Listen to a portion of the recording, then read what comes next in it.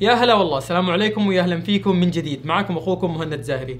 ادري اني طولت عليكم الفترة الماضية وما نزلت فيديوهات طويلة على قناتي باليوتيوب، ولكن كنت مستمر معكم والى الان في اني انشر فيديوهات قصيرة اللي هي فيديوهات الشورتس على يوتيوب وعلى كل منصاتي في السوشيال ميديا. لكن اليوم رجعت لكم في فيديو كامل ومفصل شرح لكيف تفتح عنوان بريد في امريكا او صندوق بريد في امريكا وتشتري منتجات من المواقع الامريكية وتسوي لها تجميع من اكثر من موقع، مو شرط موقع واحد، وتحطها في بوكس واحد وتشحنها على عنوانك اللي انت موجود فيه مباشرة. لان في كثير مواقع ما تشحن شحن مباشر على السعودية او على اي دولة انت موجود فيها، فهذه الشركة اللي هي شركة بوكسن وينجز تجمع لك منتجاتك اللي تطلبها من المواقع الامريكيه وتحطها لك في بوكس واحد وتشحنها عليك مباشره. فهذا اللي انا سويته، فطلبت من موقع امازون الامريكي وحطيت منتجاتي في بوكس واحد وشحنتها على عندي مباشره. طيب هذا البوكس اللي تشوفوه قدامكم هو من شركه بوكسن وينجز، سويت عندهم تجميع وشحنت منتجاتي اللي من امريكا عليهم مباشره لصندوق بريد الامريكي اللي عندهم،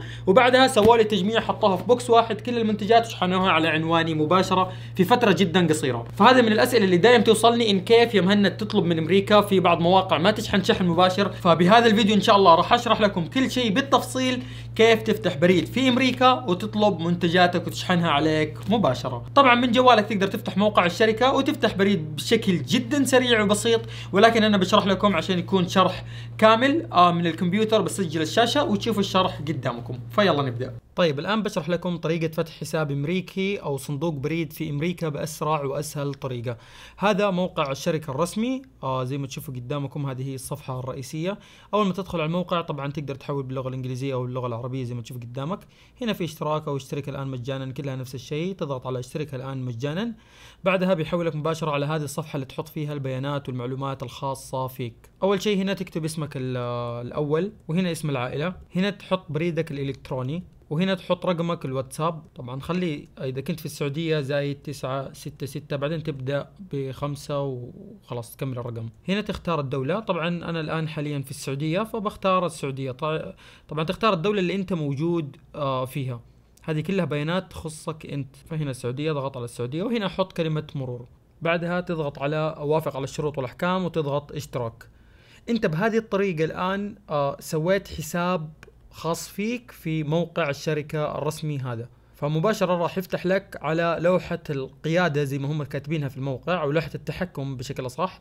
هنا في بعض المعلومات اللي انت تحتاج بعد انك تعرفها، أو هي اللي انت راح تحطها على موقع الشراء، يعني سواء امازون الامريكي او اي موقع امريكي انت حاب تشتري منه. خلاص هنا راح تستخدم المعلومات اللي موجودة هنا. طبعا هي موجودة في مدينة أو ولاية ما عليها ضرائب، يعني ما راح ياخذوا عليها ضرائب لما توصل على من نفس موقع الطلب اللي انت طلبت منه. طيب الآن راح ندخل على المواقع الإلكترونية ونطلب منتجاتنا بكل بساطة. على سبيل المثال أنا بدخل الآن هنا على أمازون. طيب أول حاجة راح أجي على الصفحة هذه، وبعدها راح أختار على اختيار أكاونت، هذا اللي موجود هنا. طبعا الآن هنا نضغط على هذا الاختيار اللي هو يور ادرس، اضغط على اد ادرس بهذه الطريقة، وهنا تعبي بياناتك. طبعا ايش البيانات اللي تعبيها؟ لا تعبي بياناتك اللي انت اذا كنت موجود بالسعودية تعبي بياناتك اللي موجودة بالسعودية، لا، تحط البيانات او بريدك الامريكي اللي موجود هنا بالضبط. طيب انا نسخت هنا الاسم، فبتوجه مرة ثانية على موقع امازون وبحط الاسم بنفس الطريقة اللي كانت موجودة. رقم الجوال طبعا راح تلقى ايضا رقم جوال موجود على نفس موقعك الامريكي او بريدك الامريكي، تنسخ الرقم وتيجي هنا تسوي لصق بهذه الطريقة بالضبط. طيب بعدها الولاية NH، طبعا تيجي هنا وتشوف على مكان الولاية. طبعا هنا امريكا، اوكي خلاص موجودة. فالولاية اللي هي NH، فتنزل وتبحث عن NH وتضغط عليها اللي هي هذه. بعدها اللي هو الزب كود اللي هو الرمز البريدي، تنسخ الرمز البريدي وتيجي هنا. المدينة بجي هنا واختار المدينة اللي هي هذه، نسخ واسوي هنا لصق بكل بساطة وبسرعة.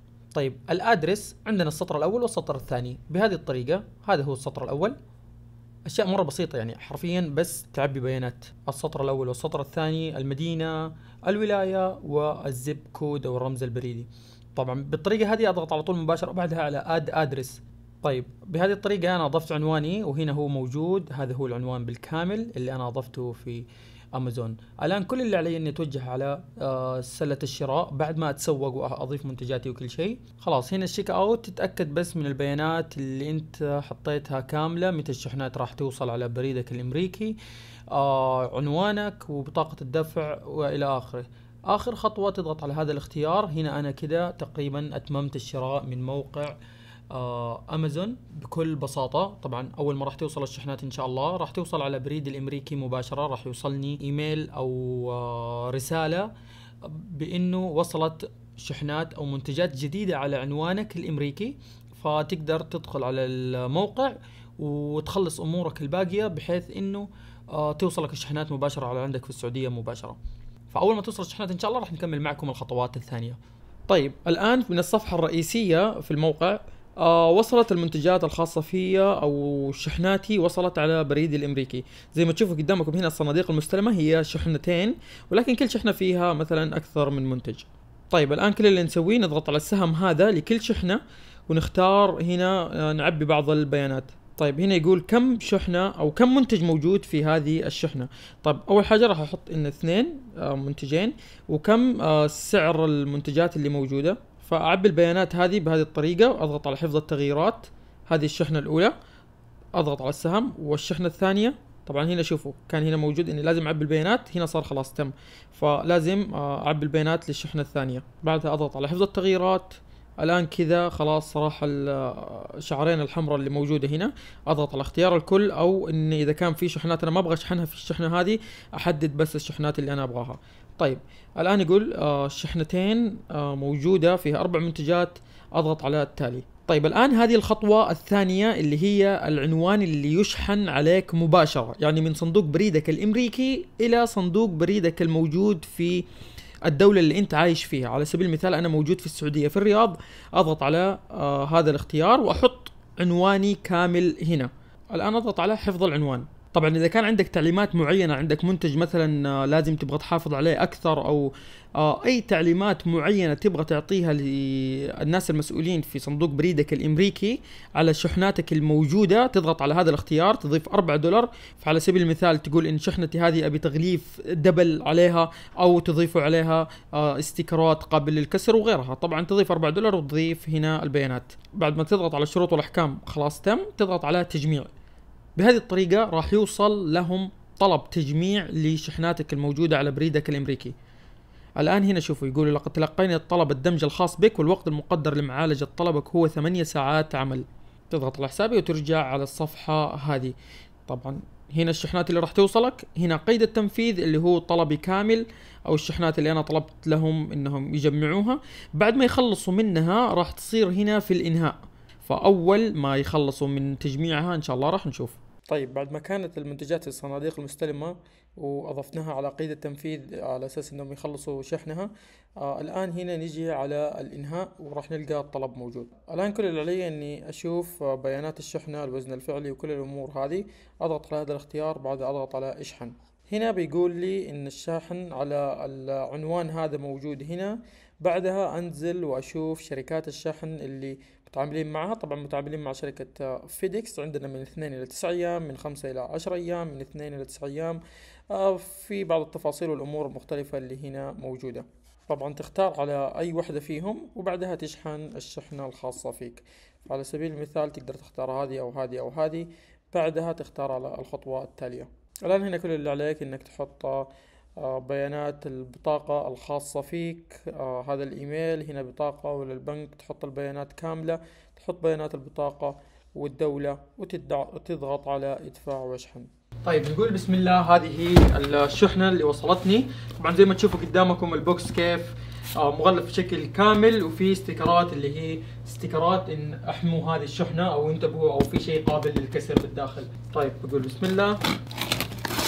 هنا زي ما نلاحظ مغلفين الشحنة بشكل جدا ممتاز، بحيث انه حتى لو شركة الشحن ما شحنوها بشكل ممتاز راح تكون منتجاتك ان شاء الله بامان. طيب هنا زي ما نشوف حاطين بعد كراتين ورق الكرتون هذا بحيث انه يحافظوا على المنتجات وما تتحرك بالداخل. طيب الاشياء اللي انا طلبتها وانا شريتها، عندي هنا اشياء عنايه شخصيه. طيب وهنا طلبت كرياتين اللي هو للنادي، واخر شيء طلبته صراحه وهو اللي انا متحمس له بشكل جدا كبير. هذا المنتج صراحه كنت متحمس له من فتره بيطلبه، اللي هو مج ولكن فيه فكره جدا حلوه اسمها اكوا ستاند من شركه راينو شيلد. طبعا شركه راينو شيلد هذه شركه عندها اكسسوارات للاجهزه دائما تسويها، فليش مسوين لنا هنا اليوم مج؟ طيب بفتح الكرتون ونشوفه معكم بشكل سريع. اول شيء هنا عندنا كتيب التعليمات، وهنا موجود اللي هي بوكسين للمج نفسه وللغطاء الخاص بالمج. طيب اول حاجه بفتح المج، هذا هو المج زي ما تشوفوا قدامكم. ما في اي تفاصيل او ما في اي حاجه. طبعا مصنوع من مواد عاليه في الجوده اللي يصنعوا فيها المجات، وغير انه ما راح يصدي حتى لو حطيت فيه مشروبات. طبعا من الاسفل فيه ربل او سيليكون ومكتوب اسم الشركه راينو شيلد. طيب هنا المج ما فيه اي شيء اضافي. خلونا نشوف الغطاء حق المج وهو الفكره اللي موجوده فيه. هذا هو الغطاء الخاص بالمج. طبعا من هنا زي ما تشوفوا في شعار الشركه يمين ويسار، هذا شكله من الداخل. هنا في اللي هو القفل هذا بحيث ان ما تقدر تفتح المج.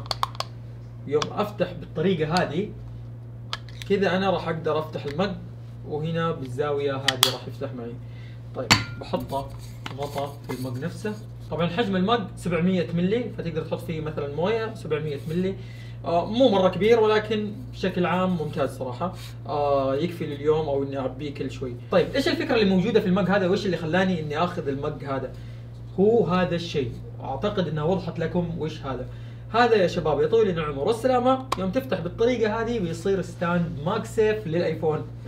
لا تسالني ليش، صراحه اعتقد اني بستفيد منه بشكل جدا كبير، لان دائما وانا في النادي ما اقدر احط ما اعرف وين احط جوالي صراحه، فالستاند هذا بيفيدني بشكل جدا كبير. غير اني في السياره يوم احطه في الكاب هولدر راح اقدر اخليه كانه ستاند للجوال موجود في السياره. طيب زي ما تشوفوا قدامكم الان حطيت الجوال ماج سيف، مسك على الجوال بشكل ممتاز. طبعا ما راح يطيح معك وراح يكون ثابت بشكل جدا ممتاز.